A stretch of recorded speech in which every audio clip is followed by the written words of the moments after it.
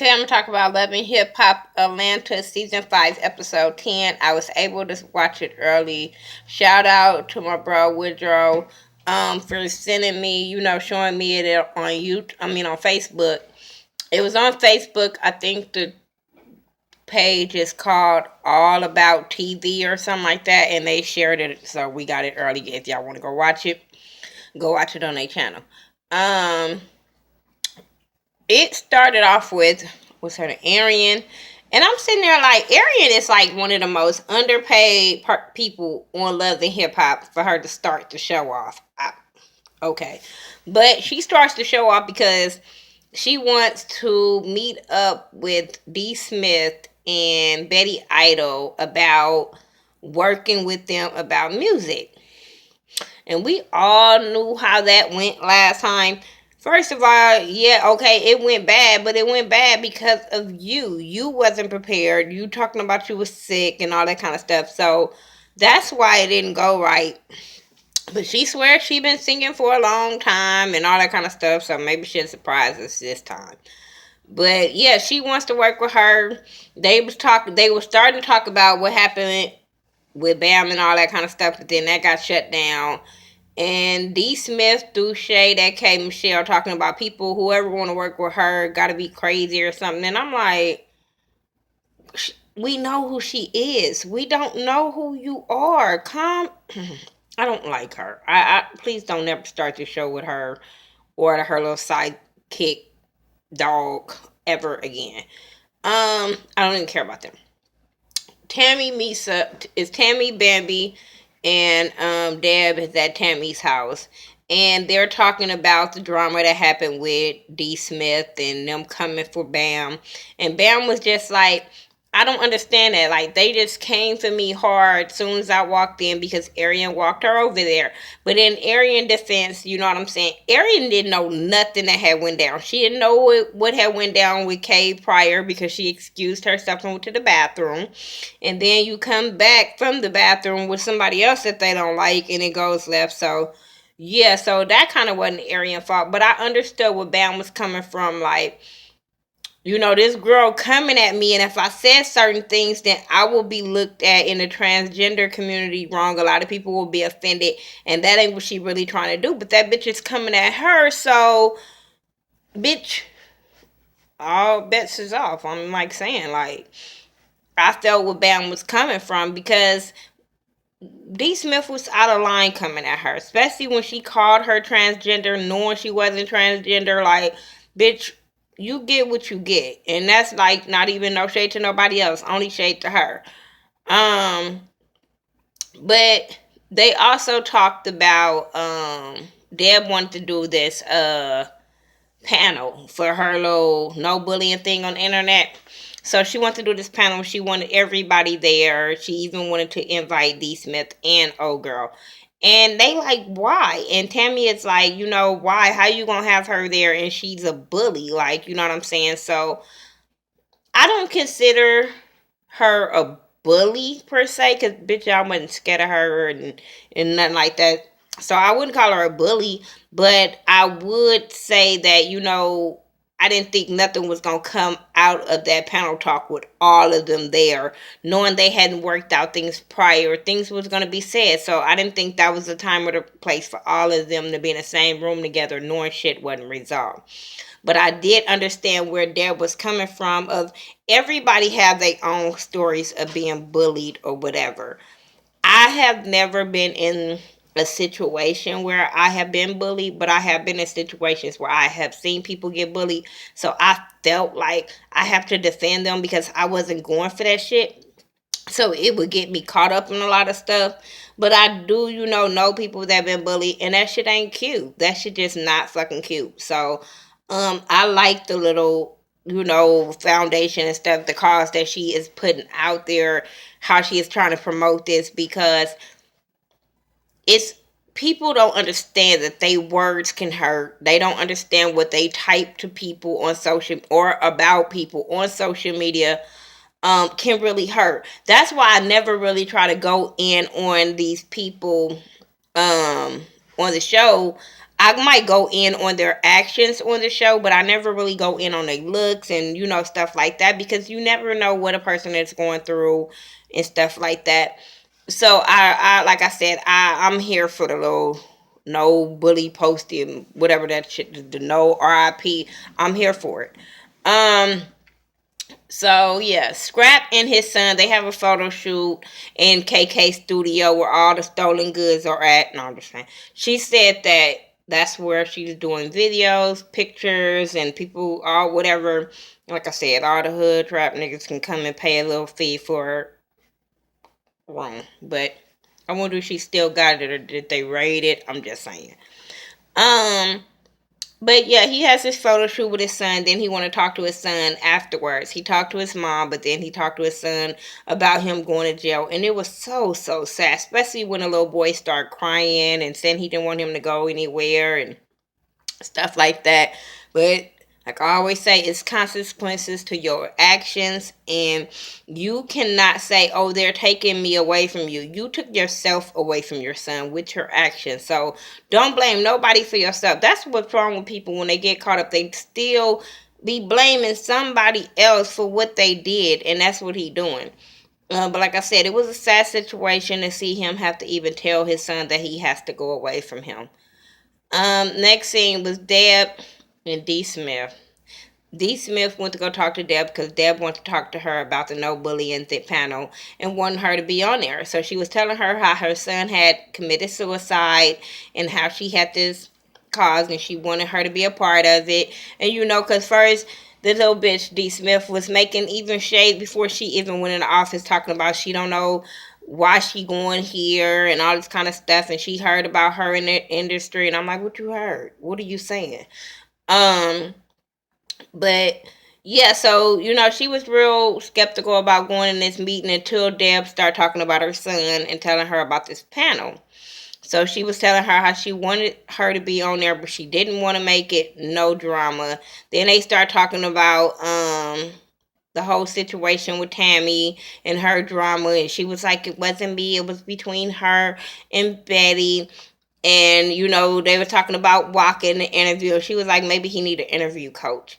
And then I'm sitting there like, you don't like the way Miss Deb is talking to you, but you are very defensive coming at her, everything she is saying to you. So you saying she's taking up for her son and all that kind of stuff. But I'm like, that's not the way I saw it of her taking up for Tammy or her son. She was just trying to see what was going on, can things be hashed out, and making sure it was not going to be any drama at her event. But this little bitch D. Smith is just always on the defense. And if you always on the defense, maybe you shouldn't be around people. Just period. She is always on the defense. She calls Tammy the Tasmanian devil, and I'm sitting there like, why? Because your bitch ass homegirl was talking shit and she popped off on her ass. Like, your homegirls kept talking to her, taunting her. What do you think was going to happen? Calling her the Tasmanian devil. No, she's not innocent by any means, but at that instant, your homegirl got exactly what she deserved. Then, Deb even told her, like, okay, that wasn't your fight, but what Betty Idol do is a reflection of you, just like you feel like Waka is, and Tammy is the same person, like, and she was like, I don't see it that way, and she just was like really on the defense, and Deb just basically told her, you're like, bitch, okay, we see this not gonna work with you being on the panel, and then Deb told her that she was disappointed in her. I said, who? When D. Smith told Deb she was disappointed in her, I said, why? What? Yeah, it was time for you to walk up out that office. I'm just saying. Mimi and Stevie meet up at her house because she wants to confront him about him having a baby. He denies it, say Jocelyn is crazy, she lying, she's after everybody, yada yada yada. And then when he was like, she lying, but when she brought up that second baby, He was like, that other girl is lying and yada. I'm just like, I'd rather wait for the story to play out to give my opinion, because the shit that's playing out on social media right now is petty, is bullshit. Jocelyn talking about she didn't pay for the polygraphs and said that he a loose booty nigga, and they just acting. I don't know if they just want us to keep watching this season. I don't know, but it's stupid. If y'all not gonna be together, y'all not gonna be together. I think Stevie felt like he was gonna be able to control Jocelyn, and now that other people is in her ear, especially since that contract, that she know the contract is expired, and people know that they can work with her without him saying something, and she's getting that, and other, like I said, people's in her ear. That's why all of this drama is unfolding, and I'm like, y'all both sound petty. You saying you got this money and you make these hits, and I'm like, so why are you fighting with somebody you feel like is irrelevant then? She must be hitting you in your gut with something that you making videos responding. Then she making videos saying she not bothered. She all, they just sound petty as fuck. And Mimi, you look dumb as fuck being in the middle of that shit. Like, for real. Let that supposedly married couple, cause she's still saying that they married. Um, but you let them deal with that. Mimi, sit your ass down. I understand that's your baby daddy, but bitch, he not with you. And leave it up to you. One minute he taking care of Eva, the next minute he not. So, girl, you just make, to me, it just Mimi just making herself look stupid, inserting herself in that shit, like, for real. But she gonna let him spend the night again, cause he don't got no hotel money. I'm just saying. Scrap and KK have they last dinner, and they invited like Kirk and Rashida and Stevie, and Sass was there, and that's when Stevie tell them about Jocelyn on the outs and how he been staying with me and Rashida like, man, I gotta talk to my homegirl because she in this bullshit. But KK ended up wanting to talk to Scrap in the back room because he really wasn't in the party mode.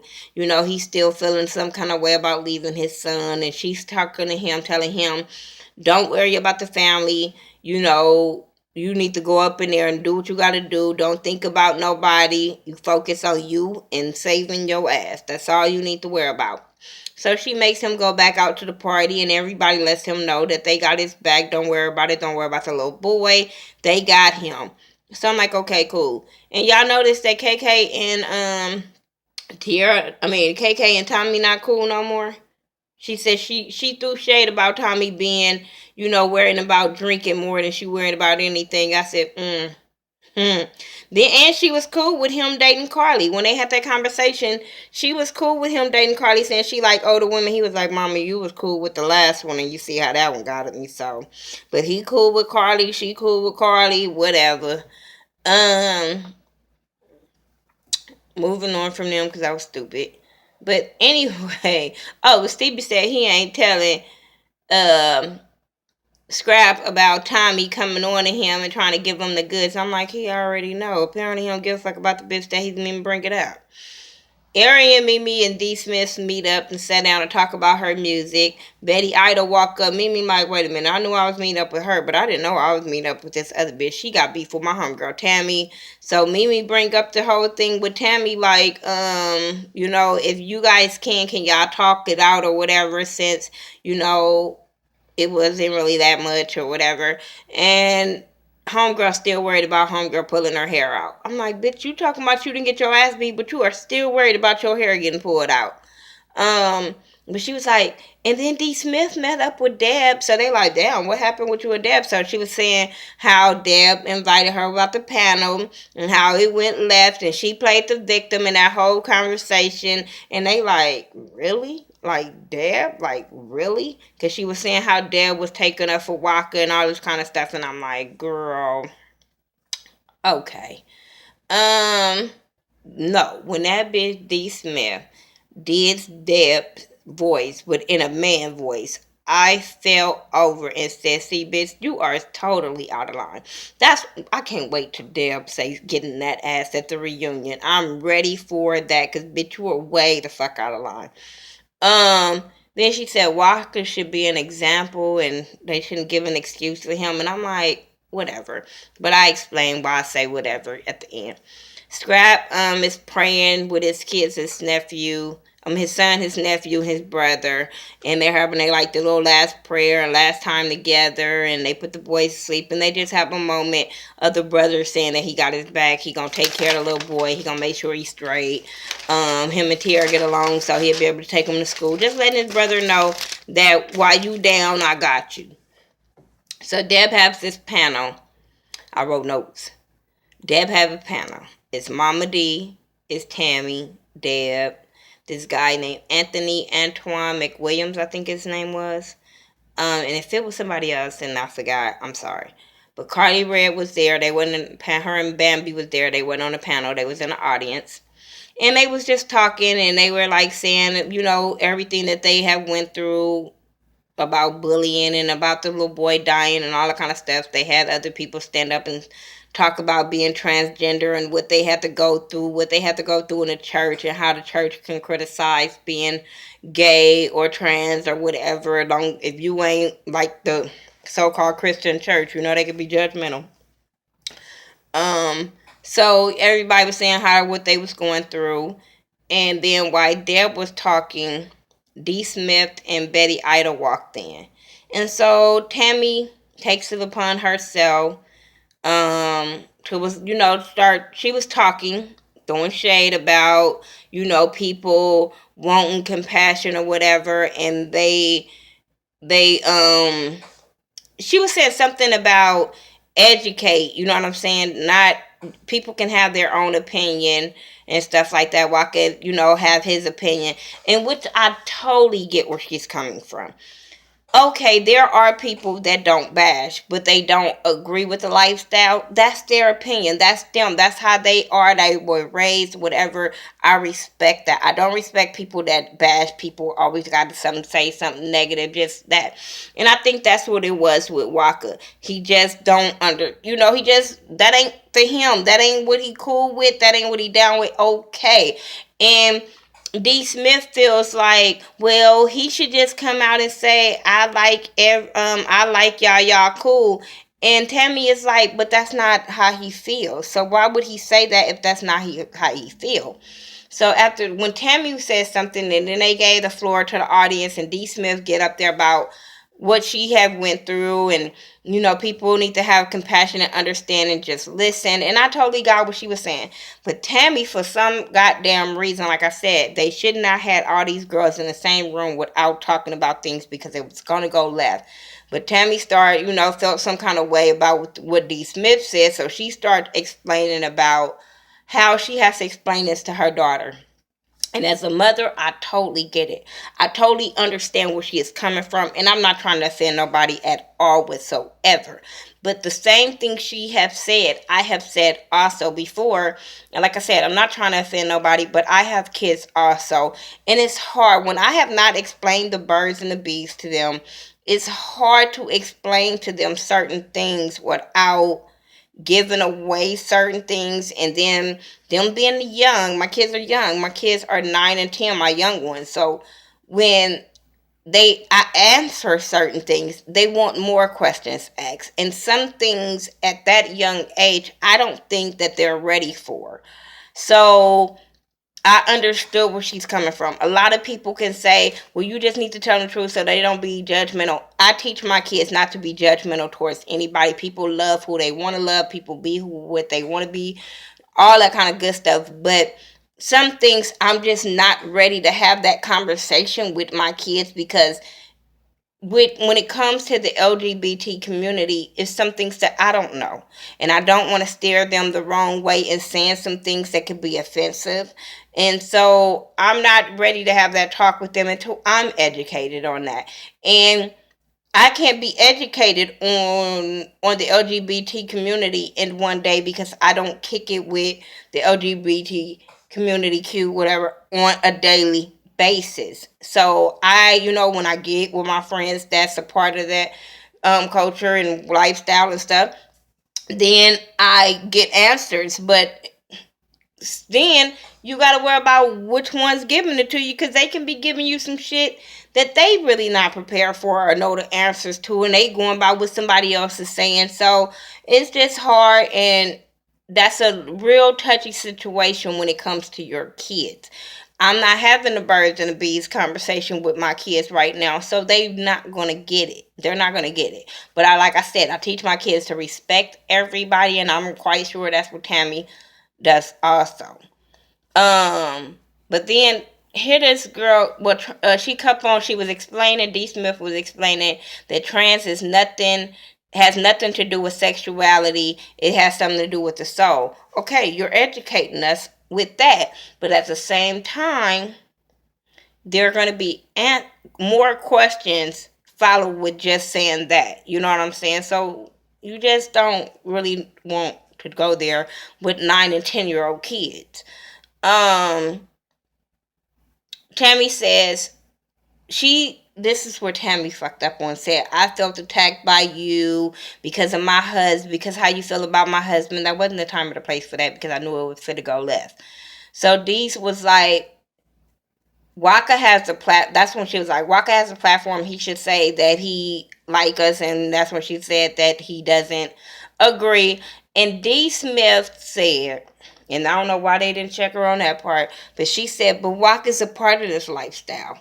I said, but you are trying to hit below the belt. You want everybody to be part of the lifestyle. First, Bambi was a trans. Now, Walker's a part of the lifestyle. Like, girl. And then you say this shit in front of his wife and his mother and his stepdaughter. She was out of fucking line. She was just, She, like she said, she was going there on the defense. She was going to be prepared for battle. And that's when she came there on some negative bullshit. They was like, she said something about you are the one. Wait, what did I write? You are the one.